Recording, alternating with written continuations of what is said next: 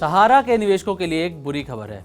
अब उन्हें अपने पैसा वापस पाने के लिए और इंतजार करना पड़ सकता है। मामला सेबी और सहारा के रिजोल्यूशन प्रक्रिया से जुड़ा है, जो कि एक बार फिर से टल गई है। ऐसे में तब तक फैसले और अपने पैसे को लेकर निवेशकों को इंतजार करना होगा। तो चलिए जानते हैं कि इस मामले की अगली सुनवाई कब होगी, असल में पूरा मामला है क्या और अब इस मामले में रुकावट कहां आ रही है। पहले ये समझ लेते हैं कि सेबी और सहारा का केस है क्या। दरअसल अगस्त 2012 में सुप्रीम कोर्ट ने सहारा की दो कंपनियों, सहारा इंडिया रियल एस्टेट कॉर्प और सहारा हाउसिंग इन्वेस्टमेंट कॉर्प को 2 करोड़ से ज्यादा छोटे इन्वेस्टर्स को 24,000 करोड़ रुपए 15% ब्याज सहित लौटाने का आदेश दिया था। इन इन्वेस्टर्स ने 2008 से 2011 के बीच इन कंपनियों में अपने पैसे लगाए थे। सेबी ने अपनी जांच में ये पाया था कि सहारा ने ये रकम नियमों का उल्लंघन करके जुटाई थी। इसके चलते सहारा को निवेशकों की रकम वापस करने के लिए सेबी के पास 25,000 करोड़ रुपए जमा करने के लिए कहा गया था। इस पर सहारा की तरफ से कहा गया था कि कंपनी ने 95% इन्वेस्टर्स को पहले ही सीधे पैसा लौटा दिया है। साल 2020 में सेबी ने सुप्रीम कोर्ट में याचिका दायर कर सहारा से 62,000 करोड़ रुपए वसूलने की मांग की थी।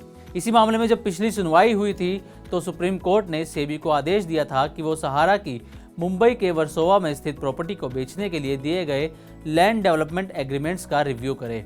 वेलर एस्टेट लिमिटेड और ओबेरॉय रियल्टी लिमिटेड ने इस जमीन के डेवलपमेंट के लिए प्रपोजल दिए थे, जिस पर सुप्रीम कोर्ट ने इन दोनों कंपनियों को डीडी यानी डिमांड ड्राफ्ट के माध्यम से 1,000 करोड़ रुपए जमा करने को कहा था और ये भी कहा था कि जब तक अंतिम फैसला नहीं होता तब तक ये रकम भुनाई नहीं जा सकती।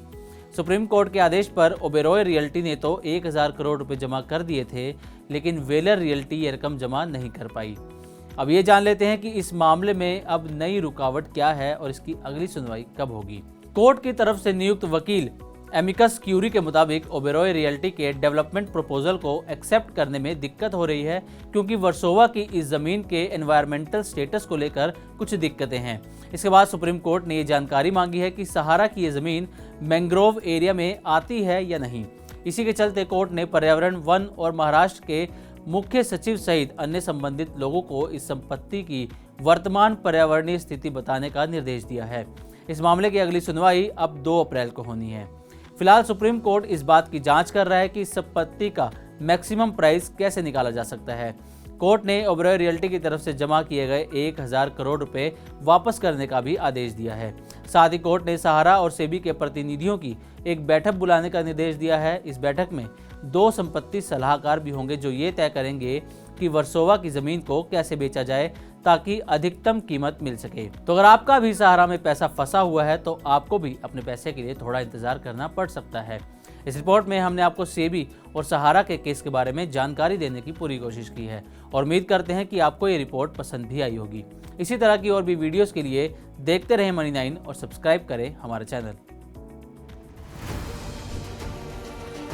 मंच है तैयार फाइनेंशियल फ्रीडम समिट 3.0 के लिए। यहाँ जुड़ेंगे दिग्गज और होगी पैसों की बात। बड़ी शख्सियतों में होंगे महाराष्ट्र के यशस्वी मुख्यमंत्री देवेंद्र फडणवीस, बैंकिंग के बादशाह के मिस्त्री, शेयर बाजार को घर घर पहुंचाने वाले एनएसई के एमडी और सीईओ आशीष कुमार चौहान, बाजार के सरताज विजय केडिया। म्यूचुअल फंड इंडस्ट्री में होगी बात ई बालासुब्रमण्यन और कल्पेन पारेख से। इंश्योरेंस सेक्टर के माहिर खिलाड़ी भी रहेंगे अनुज त्यागी और महेश बालासुब्रमण्यन।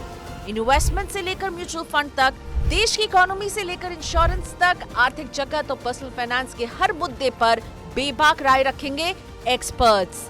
तारीख 5 मार्च दोपहर 3 बजे से मुंबई के ताज सेंटा क्रूज में। जुड़िए मनी 9 के साथ।